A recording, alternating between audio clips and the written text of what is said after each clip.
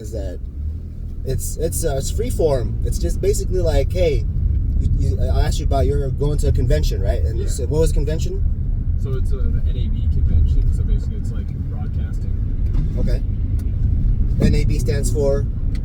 No, not sure actually. Oh, no worries. But it's something with broadcasting, right? Right, exactly. So maybe like sounds like National Association of Broadcasters or something like that. Presumably, and most of the time, again, we're just building out the booth, so we don't really. Okay. When you go to a convention a bunch of times, then you're like, oh, that's the acronym, that's what it stands for. But when you're actually just building it out, we're going to show to show to show to show. So I don't. A lot of times, don't know what the acronym is. I know what the booth we're building is. I know what our client needs, and that's about it. I think. Okay, so what would you say your industry it falls under? Like you could say, like if you were to. Like design and fabrication. Okay. So we're like a medium-sized company. We work with companies that are trying to do more unique and like experiential sort of booths. So we don't really do that like cut and dry. Yeah. Trade show booth, because we also work with events and brand activations and all that. So we do a lot of experiential stuff. So when brands are like, hey, we don't want 4 walls and an iPad kiosk, we want something a little different. Right. That's when they'll hire us, and we'll create something that's much more unique and fabrication has interactive elements. All right. Yeah. So but that's your. So you make the kiosk. You actually work with the vendors to create whatever they want as far as their booth is concerned. Yeah. That's interesting. I met a guy recently, and he was on the stage side of conventions. So I'm really glad to hear that conventions are like starting to like boom back again. Oh man, they are. Yeah. They are. It's popping off right now. Yeah. So like okay. So for this kind of work you're doing, like what I guess you probably have a more vivid memory of your most recent one. And then what's your next one, right? So what's the next project? Or what are we working on? So I mean, we typically have like 10 running at a time. Oh wow! Like, so at this convention you have multiple. This convention we actually only have one booth, but we're working. So we're building out multiple brand activations right now, and we're building out a launch party and a restaurant takeover.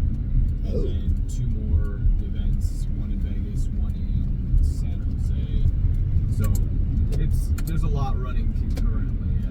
So you guys are doing all you guys are just working with one client, but you guys are doing multiple events or multiple locations at the same time? This is with all different clients. Only one. Oh, okay. One client is for 2 of those events. Everyone else is their own client. Yeah. Got it. I see you guys are makes sense. Of course, you guys are. Size and scale. You probably adjust based on client needs, how fast you need it or they need it. Exactly, yeah. Okay, interesting. How long have you been doing this kind of work? So for this specific company, I've only been there for a couple months, but I've been doing custom fabrication for like 10 years. But I was building high-end furniture for a long time, and so the carryover was pretty good. But I mean, I don't know. I enjoy this kind of work where it's much more like customer service oriented, client facing, lots of communication, lots of creativity. Because a lot of times clients will come to you and they'll just say, hey, we have a 20 by 20 space. Yeah. We want a booth. And they don't have pictures, they don't have renders, they don't have, They just have ideas right in their head. Sometimes yes, sometimes no. So okay. All right. So that's the fun part is when they have a couple like, well, I don't know, we want some way to showcase this thing.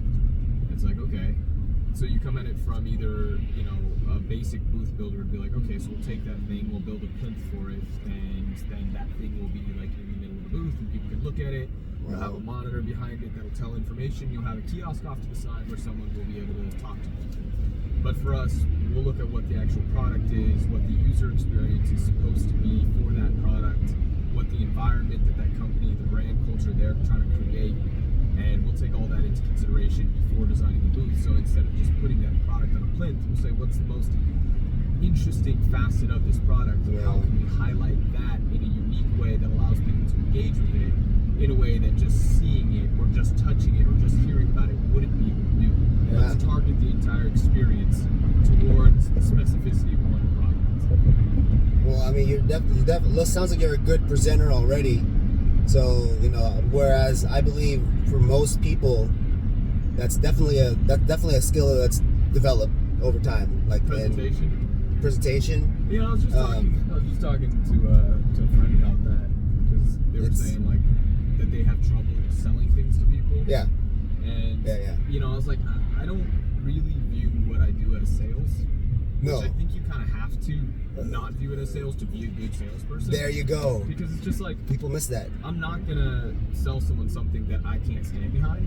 And that's the moment one. that you can stand behind something and you're excited about it, there you go. You actually believe in it, it's not selling. You're just communicating your own enthusiasm to someone else. Enthusiasm and education. It's education and enthusiasm. That's what it is. I don't ever, in my 30 years of customer service and sales myself, what I've learned is that the more you try to sell, the more they're not gonna buy. Because it comes off as bullshit, and it is.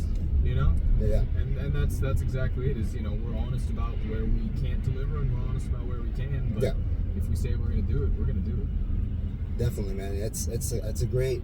You highlight these great points that make, well, I would say, communication more effective, and also being able to perceive. It sounds like you're able to perceive how a vendor, a client, wants their product to be, again, received by, so I see a lot of marketing skill there, creativity, definitely tied into that, because if they don't have the idea, then you have to kind of paint a picture for them, and they're like, oh yeah, that one right there, I like that one, right? So that's pretty cool that you're actually involved in that. You're end to end for a customer, in the sense that, hey, look, you come to me, what you get is, so that's but you're what side of the business are you in? I'm on both.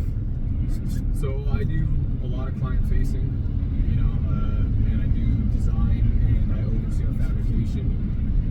So I don't do any of the actual fabrication anymore, but I'm quality controlling and project managing all of the fabrication. That's cool. Which is really nice. Yeah. And it's interesting because I have way stricter standards for quality because of coming from like high-end furniture. That was an adjustment where we'd be working on $100,000 armoire for like 6 months, making every single detail absolutely perfect. Whereas for this, it's like, hey, this client needs a 30 by 30 space filled out with 7 different assets and 3 walls, and they need it in a month. And so you obviously can't or shouldn't have the same quality standards for heirloom furniture as you do for something that's going to be up for 3 days. Right. But so that would say that's a huge adjustment, but there's still a lot of carryover in terms of just understanding qualitative differences and saying, okay, I know that we have to make this fast, I know that we have to make this on a budget, but this kind of mistake here, or this kind of oversight here, or this kind of just lack of precision is unacceptable regardless of the caliber of work that you're aiming for, but I mean, I love all sides of it, to be honest. I love talking to people. That's good. I love being able to, like I said, when someone doesn't really have a full idea of what they want their booth to look like, but they have a strong idea of what their brand is. Right. And it's really fun to take that, like I said, and create the experience around the sort of ethos that the brand is trying to create. Wow. I love the facets, the intricacy of your input that you have to. Well, again, you have to present it, because it's their ideas, it's your clients, it's their money, it's their dime, right? And so they want it their way, and so renders, probably just things that you're probably good at, like Illustrator, Photoshop, Lightroom. You probably know the Creative Suite. Personally, no. No. Fortunately, we have graphic designers for that, so that's another interesting part. Is communicating the client's vision through yourself to a designer back to the client. Yeah. Sort of Okay. facilitating that flow in a way that everyone understands Okay. what everyone else is trying to accomplish. But I mean, again, that's another part that I really enjoy because it's a communication puzzle.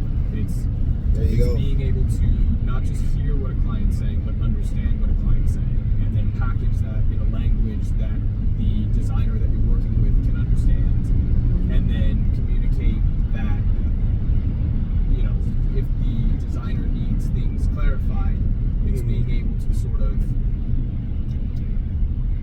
understand what the designer needs and what they're actually asking for, and get those details back from a client, and then sort of just be a conduit for that communication. But it's basically like being a translator. That's really cool. Now my next question was going to be, I mean, how much does you being a technical fabricator before in your background, how does your technical background aid you in being able to quote unquote interpret for the client and for the technician? How is that? It's you can't. It's hard because when you have management that doesn't understand what the fuck the people below them are actually doing, you're always going to have blockages in communication. Okay. I really do feel like you have to have done the job of other people, or at least spent time in that world to be able to actually communicate well.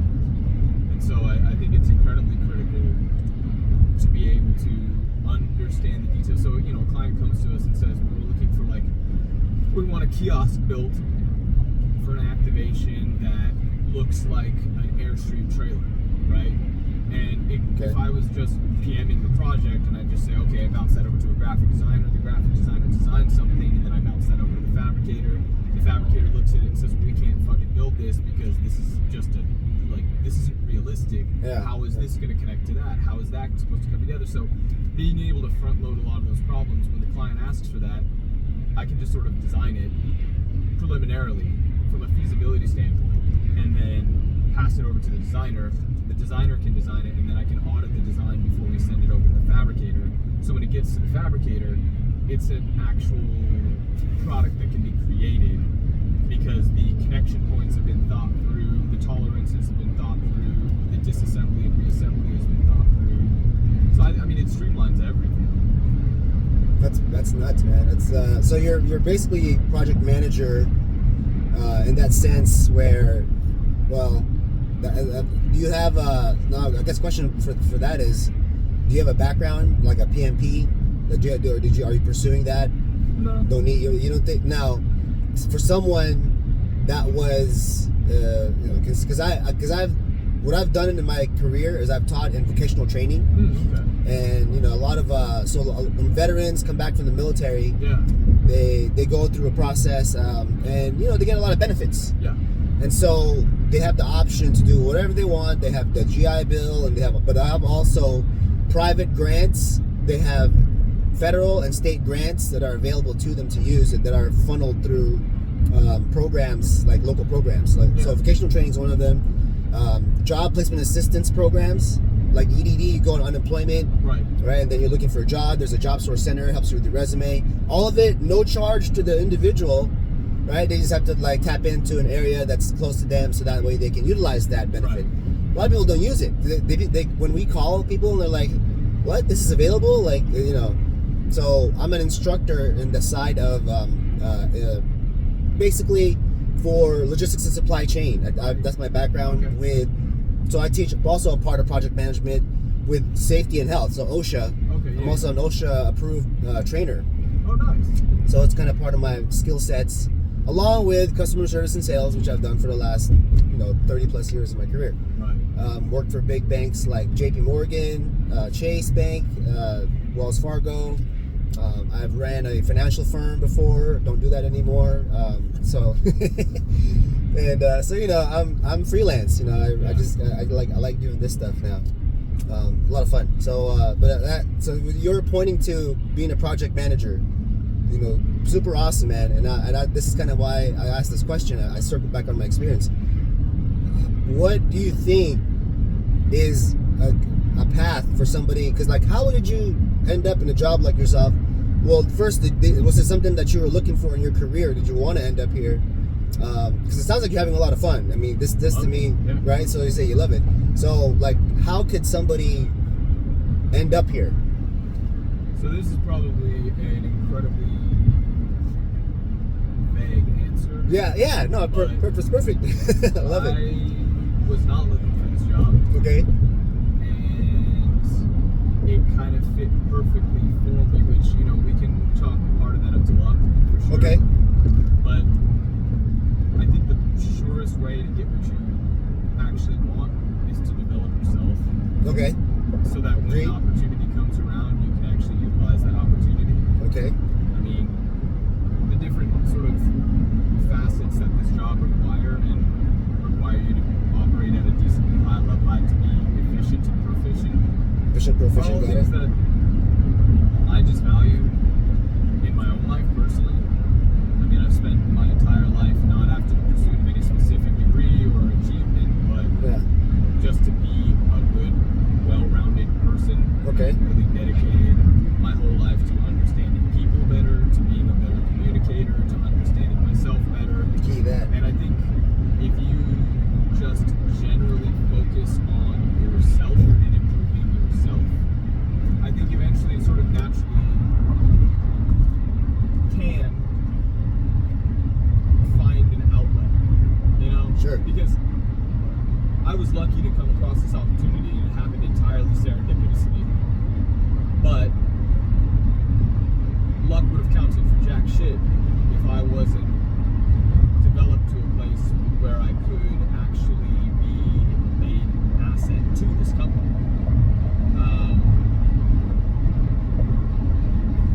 Yeah. That's, you know, a sugar-free song. I don't know, you know, sugar-free the rapper is. No, I don't. Sugar-free. SUGA free. Sugar-free. Got it. This guy has got a song that says, "If you stay ready, you ain't gotta get ready," and that so resounds with me. And it's one of those like mantras. It's a tagline. So very. I tell you, that's luck count. You said it. Luck counts for shit if you're not ready to pounce on the opportunity. Agreed. Yeah. Right. So like, yeah, you know.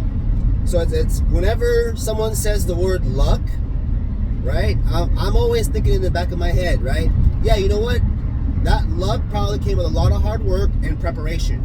Yeah. I mean, and again, there's a degree of randomness in everything, but opportunity is constantly coming across most people. Yeah. No, actually that's unfair to say. Opportunity comes across some people, but I think it does come, you know, in many different forms and at many different times. I think a lot of people are in a place where they can or will capitalize on that opportunity. And again, it's unfortunately there's a lot of people that opportunity doesn't come around. Agree. That's a whole other fucking difficulty. But if you're lucky enough to have opportunity come around, you got to damn well make sure that you're ready to take advantage of it, or else it doesn't count. And that's why I think that when you talk about that particular part of it, right? There should be a side of like gratitude in our lives that we practice all the time. Oh yeah. And minimum daily. Like, you know, I'm talking about like gratitude in the sense that, you know what? That's one of those things, right? Opportunity. Like we should have gratitude for the like, you know, think about where some people were born. Like I don't know, I forget that lady's name that basically ran across from North Korea. You know, like she just walked on foot away from the country and made it alive. You know. Yeah, her. Yeah, just an amazing story. Like, come on, like, you know, and for her to come here to the States and go, oh, someone made a joke about me, like, you know, oh, it's, you know, that I'm the reason people are laughing because it's funny. Right. Oh man, freedom feels so great. Yeah. No, man. It's Isn't that crazy? It's all wild, but I mean, you know, I think that's a good question though in terms of like, I don't really believe in linear path, you know. Yeah. I don't either. I'm not a traditionalist with education. I've been to 3 years of school in my life.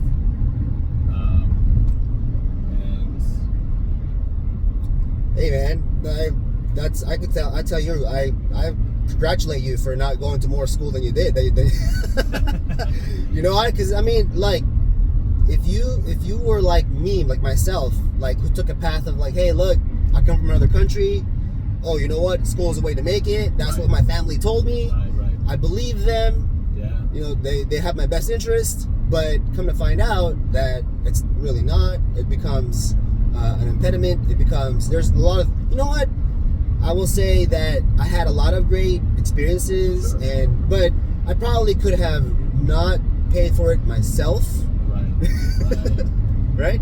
So, you know, if I were to go back or teach more people about this, right, I would say, hey, look, find a path other than paying for it with your own dime versus, you know what I mean? If you don't have the money or you don't even know what you want to do exactly, even that's a question of like, you know, do you really want to pay with it with your own money? There's still no guarantee. Oh yeah, no, I know. I have plenty of friends who have masters and PhDs who aren't in any semblance of a job that needed that degree, and you know, There they're you go. $200,000, $300,000 in the hole, and still working a job that pays $60,000 a year. Yeah. And not happy. That's the key thing. I mean, it's not all Yeah. about what your financial return is, but I mean, they're not happy in those positions and they regret those degrees. Well, You know, I think it works for some people. I think that it can for sure be a viable route, but yeah. just on a whole, I've just always believed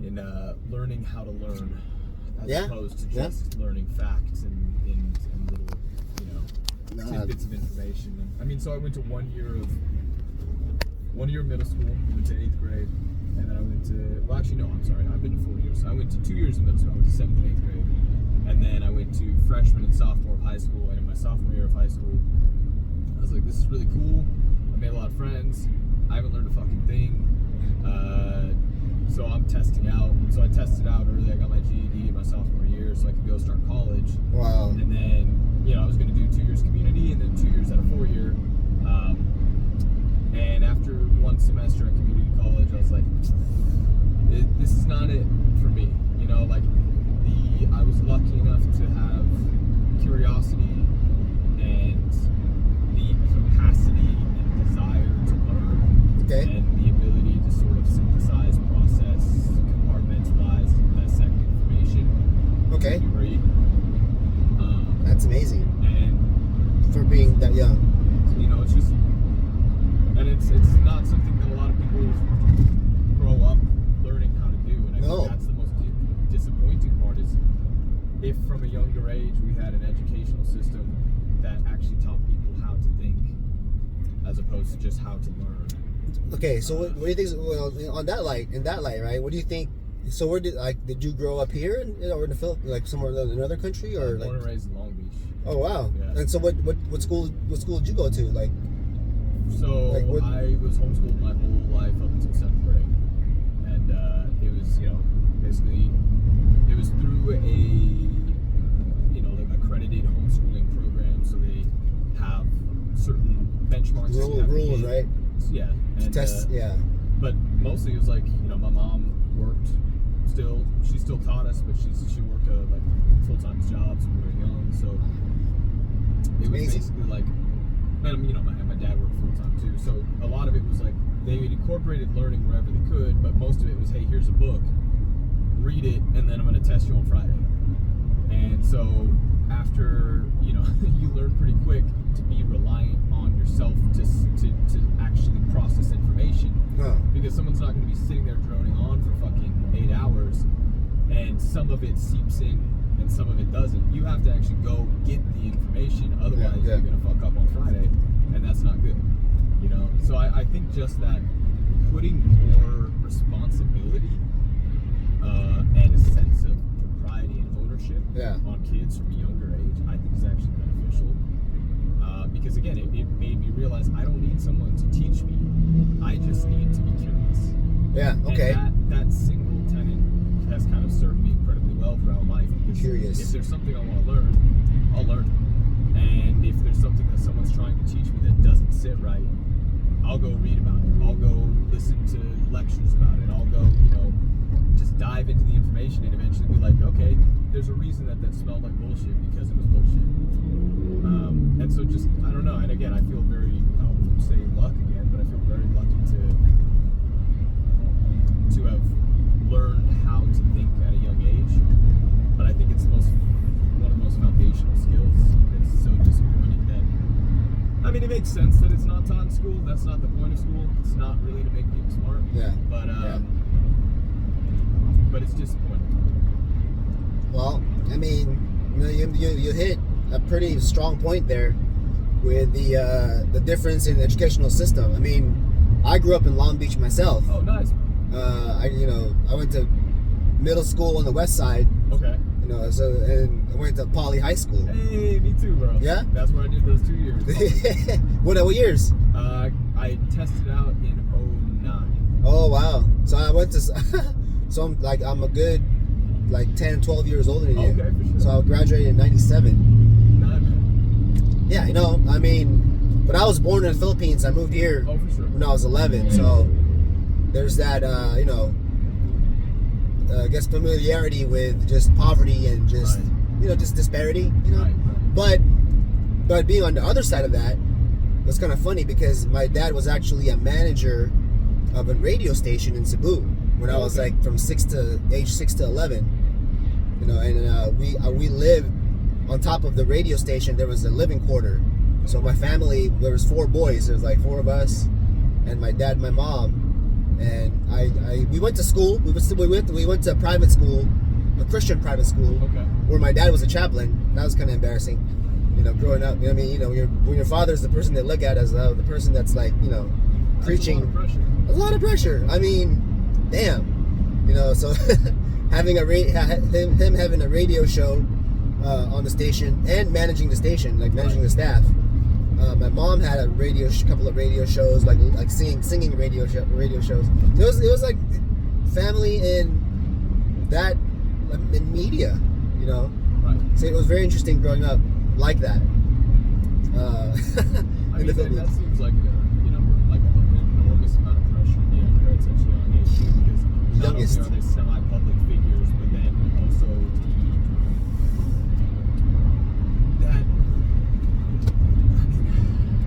I don't even know what the word is here, but it's just like when your parent is prominent in a church, regardless of what church, there is this expectation on you from everyone in that community to be so perfect, pious, and perfection is the furthest thing from being a child, I mean, I think when we're children, we're supposed to be chaotic and fuck up and make mistakes and learn from those mistakes, and so it's interesting when you have to operate in between those guide rails and you feel like there's no pressure to operate in between those guide rails. Did you feel like it didn't allow you to have certain experiences and make certain mistakes when you were a kid? It definitely, for sure, it made me not want to make certain mistakes. That's a fact. But I guess as far as experiences go, I can only say, hey, look, there's experiences I just never had because I could never perceive them at that level. So yeah, I mean, that's the kind of I would say upbringing and experience. For me, having this an immigrant mentality here in the States. You get a sense that I'm kind of amazed. I want to pick your brain on that, right? But how do we transfer what we call this immigrant mentality? Because if you saw disparity in another country, and you are in a country where man, you know what? You're safer here. You're more protected as a citizen. There's you have certain rights. So people leave you the F alone, right? And so for the most part, if you're in a worse area, I feel bad for you, but I'm glad I'm in an area in Long Beach where we're good, we're great. So I feel grateful for that. You know what I mean? So I know that everybody doesn't have that opportunity to live in an area like that. Right. So that's so that how do we instill? You think? Because I believe from what I'm hearing from you, and what part of Long Beach did you grow up in? So I grew up in North Palm Beach, Okay. like basically near like Chariot Market, kind of, and then we moved over to like near Cal State Long Beach. Oh, so you're there now? You're by nice. Yeah. Is that okay? Where picked you up from? Right, pretty much. Yeah, basically right around there. Yeah. So I'm in El Dorado Park. Oh, sweet. Yeah. Yeah, we're totally nearby. You know, if you're in the future, you need me for a ride, man.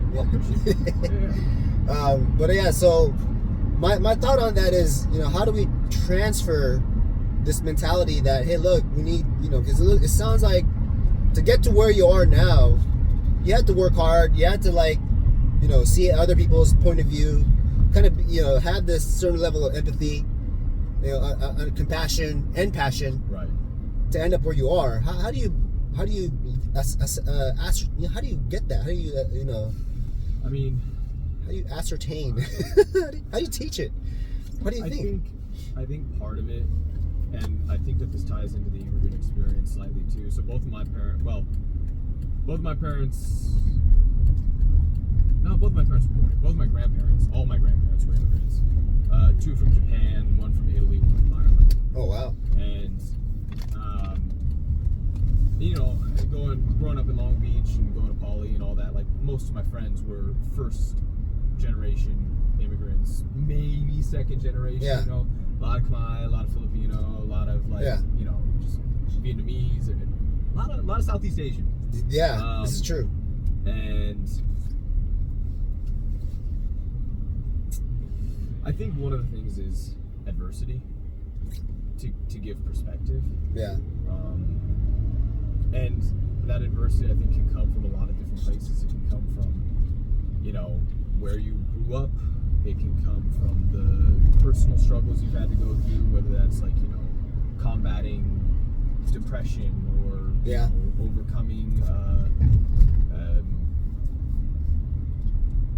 abuse, right? honestly, kind of overcoming anything. I think it's that. It's building resilience. Yeah. But I think to build resilience, you have to let people experience the hardships in front of them. And I think that there's absolutely a threshold where there's an undue level of hardship when it's imposed externally. And there's basically no way or no easy way out of it, I think. But I think to be able to struggle through adversity, I mean, some of the most resilient and brilliant people I know were people that suffered a lot. Yeah. And that sucks. Yeah. But understanding that you can persevere through suffering and learning to be able to trust yourself, I think is so important for development.